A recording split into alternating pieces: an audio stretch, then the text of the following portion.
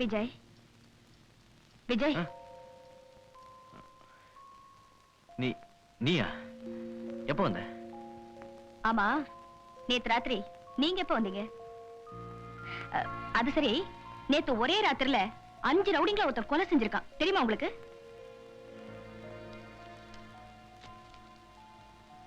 தெரியும். ஓஹோ, பேப்பரை படிச்சுட்டு தான் மறுபடியும் படுத்திருந்தீங்களா? இல்ல, காலையில பேப்பரை வாங்கிட்டு தான் வீட்டுக்கே வந்தேன். அப்படின்னா ராத்திரியில எங்க போயிருந்தீங்க? என் நிம்மதிக்காக தெருவில் சுத்திக்கிட்டு இருந்தேன். விஜய், இதே மாதிரி நிலா வெளிச்சத்துல உங்களோட சேர்ந்து நானும் சுத்திக்கிட்டு இருந்தேன். அதையெல்லாம் மறந்துட்டீங்களா? என்னை பொறுத்த வரைக்கும் அந்த நிலவே மறைஞ்சு போச்சு. தற்காலிகமா அது மேகத்துல மறைஞ்சிருக்கலாம். ஒரு காத்தடிச்சா அந்த மேகம் விலகும், மறுபடியும் அதே நிலா வரும். இல்ல, அந்த காத்தே திசை மாறி போச்சுன்னு நினைக்கிறேன். என் வாழ்க்கையில வீசிக்கிட்டு இருந்த தென்றல் இப்ப புயலா மாறிடுச்சு. உங்க வேதனை எனக்கு நல்லா புரியுது. அதுக்காக அதே நினைச்சுக்கிட்டு இருந்தா நடந்தது கொஞ்சம் கொஞ்சமா நீங்க மறந்துதான் தீரணும். எப்படி மறக்க முடியும்? அதை மறைக்கிற சக்தி எனக்கு இருந்திருந்தா இப்படி வெறி பிடிச்சவன் மாதிரி வீதி வீதியா சுத்திக்கிட்டு இருக்க மாட்டேனே. ராத்திரியில கையில துப்பாக்கி எடுத்துக்கிட்டு இப்படி வேட்டை நாயா அலைஞ்சுக்கிட்டு இருக்க மாட்டேனே.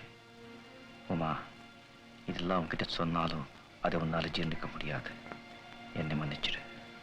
விஜய், இந்த பேப்பரை பாத்தியா? மறுபடியும் அந்த ராபின் 3 கொலைகளை பண்ணிருக்கான். இத பத்தி நீ என்ன நினைக்கிற? அவர் என்ன நினைக்கிறது?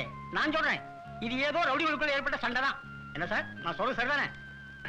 என்ன சார் அப்படி சிரிக்கிறீங்க? நீங்க சிரிக்கிறத பார்த்தா ஒருவேளை நீங்க தான் ராபின் ஹுட்டோ? Very good. மொத்தத்துல செத்தவங்க கணக்க ரொம்ப சந்தோஷமா சொல்லி இருக்கீங்க. நல்லவங்கள்லாம் தைரியமா வெளியில வர்றாங்க, ரவுடிங்கள்லாம் பயந்துகிட்டு வீட்டுல பூட்டிக்கிட்டு இருக்காங்க. பொய், களவு, சூது, விபச்சாரம் எல்லாமே அழிஞ்சு போச்சு. சுருக்கமா சொன்ன அந்த காலத்துக்கு ஒரு ராமன், இந்த காலத்துக்கு ஒரு ராபின்ஹுட். அவன் ஒருத்தனை அடக்க உங்களால முடியல. என்ன செய்யறது அங்கிள்? அந்த ராபின்ஹுட் எங்க இருந்து வரா? எப்படி கொலை செய்யறா? எங்க போறா? ஒண்ணு கண்டுபிடிக்க முடியல. அப்போ அந்த அவதார புருஷன் அடக்க உங்க மாதிரி சாமானிய மனுஷங்களால முடியாதுங்கிறீங்க. ஓகே, நம்ம தாம்பரம் தங்க கண்ணனுக்கு போன் போடு. வணக்கம், வாழ்க. வணக்கம். ஓகே, எங்க இருந்து நாமெல்லாம் வாழ்றது? இங்க ராபின்ஹுட்னு ஒரு கொலைகாரன் நாளைக்கு 4 கொலை செஞ்சுக்கிட்டு இருக்கான். அவனை உங்க போலீஸால பிடிக்க முடியல. உண்மையாவே பிடிக்க முடியலையா இல்ல பிடிக்க விரும்பலையா? அந்த ராபின்ஹுட்டை எதிர்த்து ஜனங்களை தூண்டிவிட்டு ஒரு பேரணியை நடத்த சொல்லட்டுமா? பேரணியாவது ஊரணியாவது, அவங்க தான் அவனை நல்லவண்ண தூக்கி வச்சுக்கிட்டு ஆடுறாங்களே. ஐயோ, நல்லவங்கள்லாம் வெளியே நடமாடக்கூடாதே, நம்மளுக்கு ஆபத்தாச்சே. நான் உடனடியா ஐஜி கிட்ட பேசி இதுக்கு ஒரு நல்ல முடிவெடுக்கிறேன். சார், ராபின்ஹுட் கேஸுக்காக மேலிடம் மிஸ்டர் சிங்காரத்தை ஸ்பெஷலா அப்பாயிண்ட் பண்ணி இருக்காங்க. இந்த கேஸ் சம்பந்தப்பட்ட எல்லா ஃபைல்களையும் எடுத்து வைங்க, இப்ப நான் வந்துட்டே இருக்கிறேன்னு சொல்லி மிஸ்டர் சிங்காரம் போன் பண்ணார் சார். ஃபைலா? அதே கேஸ் தான். வந்துட்டார். ஃபைல் எல்லாம் எடுத்து வைங்க. Good morning. Good morning sir. Good morning sir. என்ன செந்தில், சௌக்கியமா? நல்ல சௌக்கியம்ண்ணே. அண்ணே, நீங்க வந்தாதான் நம்ம டிபார்ட்மெண்ட் மான கரையரும் நினைச்சேன். கரையத்துக்கு வந்துட்டீங்க. என்ன இது கமிஷனர் ஆபீஸ்ல இதெல்லாம் காட்டி பைக்ல போடுறீங்க? எங்க மேல நம்பிக்கை இல்லையா?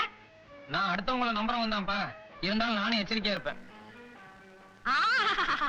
பையும் சுத்தம், கையும் சுத்தம், பேச்சும் சுத்தம். அதனாலதான் பாவம் இன்னும் சைக்கிள்லயே சுத்திக்கிட்டு இருக்காரு. மிஸ்டர் சிங்காரம், உட்காரலாமா? இந்த கேஸ்ல நாங்க இதுவரைக்கும் 75% கண்டுபிடிச்சிட்டோம். இன்னைக்கும் நாளைக்கும் அந்த ராபின்ஹுட் அரெஸ்ட் பண்றது ஒண்ணுதான் பாக்கி. அதையும் நீங்களே செஞ்சிருங்க, நான் வர்றேன். Mister Singaram, please take your seat. நான் என்ன சொல்ல வந்தேன்னா, பாக்கி உள்ள 25 நீங்களே கண்டுபிடிச்சிருங்களே. சிகரெட். சரி சார், நான் மாசத்துல ஒரே ஒரு நாள் தான் கை நீட்டுவேன். அது சம்பளத்துக்காக. நம்ம வசதிக்கு இதெல்லாம் ஒத்து வராது. கல்ல அந்த ஃபைல்ஸ் எல்லாம் கொஞ்சம் கொடுக்க சொல்றீங்களா? அந்த ஃபைலை கொடுங்க. This is file number 1. ராபின்ஹுட்டால கொலை செய்யப்பட்டவருடைய பிரேத பரிசோதனை அறிக்கை. Keep it. Thank you. This is file number 2. Robin Hood யாரார கொலை செஞ்சானோ அவன் ஊரு பேரு உத்தியோகம் எல்லாம் இதுல இருக்கு. இது உங்களுக்கு அவசியம் தேவைப்படும். Take it. Thank you. This is file number 3. இது ஒரு முக்கியமான ஃபைல். முக்கியமான ஃபைலுங்கிறத விட ரகசியமான ஃபைல். இதுல ராபின்ஹுட் யார், அவன் எப்படி இருப்பான், அவனுடைய அன்றாட நடவடிக்கைகள் என்ன, அவன் ஏன் கொலை செஞ்சான், எதுக்காக செஞ்சான், இத பத்தி நாங்கெல்லாம் தொப்பு தொலக்கி ஒரு முடிவுக்கு வந்திருக்கிறோம். அத பத்தி எல்லாம் இதுல இருக்கு. ஐ மீன் சுருக்கமா சொல்ல போனா எங்க எல்லாருடைய மூளையும் இதுல இருக்கு. இது உங்களுக்கு ரொம்ப பயன்படும். சாரி சார், எனக்கு என் மூளையே போதும், இதை நீங்களே வச்சுக்கோங்க.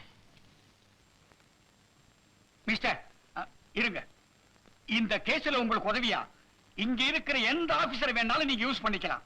ஏன்னா இவங்கெல்லாம் ரொம்ப ரொம்ப பிரில்லியன்ட் ஆபீசர்ஸ். செந்தில். எதுக்கு செந்தில கூப்பிடுறீங்க? இல்ல சார், இவங்கெல்லாம் ரொம்ப புத்திசாலிங்க, என்ன குழப்பிடுவாங்க. எனக்கு தேவை நான் சொல்றதை கேட்கறதுக்கு ஒரு ஆளு, அதுக்கு இவர் போதும்னு நினைக்கிறேன். வரேன். அட என்னடா இது, சென்னையில் பரபரப்பு, ஒரே இரவில் 5 பேர் படுகொலை. தீயவர்களை அழிக்க புதிதாக ராபின்ஹுட் தோன்றியுள்ளார். யார் இந்த ராபின்ஹுட்? போலீஸ் வலைவீச்சு. கொலையான 5 பேர்களில் 4 பேர் 2 முறை ஜெயிலுக்கு சென்று வந்தவர்கள். கொலை செய்தவனை பற்றி எந்த தகவலும் இல்லை. சுடப்பட்ட அனைவரும் சமுதாய விரோதிகளாகவும் போலீசுக்கு அடங்காத பயங்கர ரவுடிகளாகவும் இருந்ததால் பழைய ராபின்ஹுட் மறுபடியும் பிறந்து வந்து விட்டாரோ என்று நினைக்க தோன்றுகிறது. இந்த மக்கள் இந்த ராபின்ஹுட்னு சொல்றாங்களே, ஒரு கொலைகாரனை போய் ஏழை பங்காளன்னு வர்ணிக்கிறாங்களே, இந்த ஜனங்க கிட்ட போய் நான் ராபின்ஹுட் இல்லை, ஒரு சாதாரண மனுஷன்னு என்னால எப்படி சொல்ல முடியும்? இந்தாங்கோ 70,000 வட்டி வேணாம். பொண்ணு கல்யாணத்தை ஜாம் ஜாம் நடத்துங்கோ. சேட்ஜி, நீங்க நல்லா இருக்கணும். இப்படி எல்லாம் நான் நல்லா செய்யறதாலதான் ஆண்டவன் என்ன நல்லா வச்சிருக்கான்.